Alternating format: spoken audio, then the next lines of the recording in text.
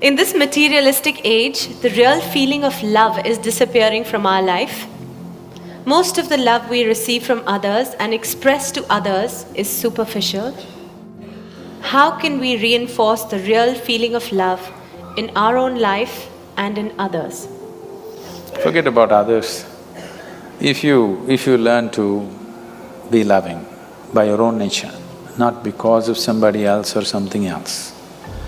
I know the question is coming from Facebook, there's an enormous possibility. You can even love those people who don't even exist. So I'm saying it's a tremendous possibility. So, if you just become love, not love somebody, then you will know the nature of love. If you love somebody, it's a fickle happening, because no human being will happen 100% the way you want them. Every human being on this planet is going to disappoint you, believe me.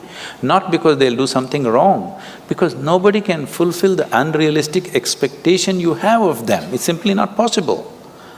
Have you been able to fulfill anybody's expectation, I'm asking you, entirely? Partially, but never entirely, isn't it?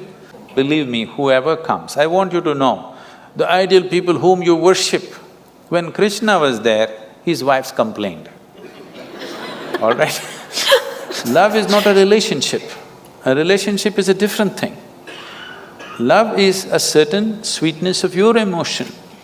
Whether you look at a tree, or a dog, or a man, or a woman, or a child, or just at the sky, why can't you look at it lovingly? Because it's not about loving the sky, it's about the sweetness of your emotion. If your emotions are sweet, whatever you look at it in a certain way. Right now you have nasty emotions, whatever you look at it in a different way. So you have always associated love with somebody. No, this is not about somebody. Love is not something that you do, it is something that you can become. If you're willing, you can become love, you can make your emotion into a very sweet space. If you make your body very pleasant, it becomes pleasure. If you sit here, it can be great pleasure, just sitting here and breathing.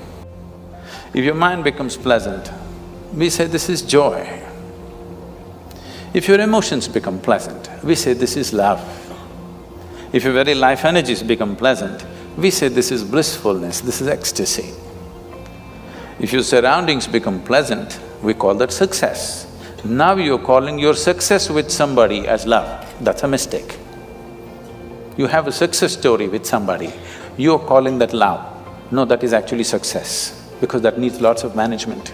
But for you to be loving, there is no management. If you just make your emotions sweet, your emotions are sweet and it's beautiful to be like this. It's not about anybody. If somebody comes, we can share it. If nobody comes, you can sit here with your eyes closed and still be loving, what's the problem? It is not about somebody, it's not an action, it is not something that you do, it is something that you can become.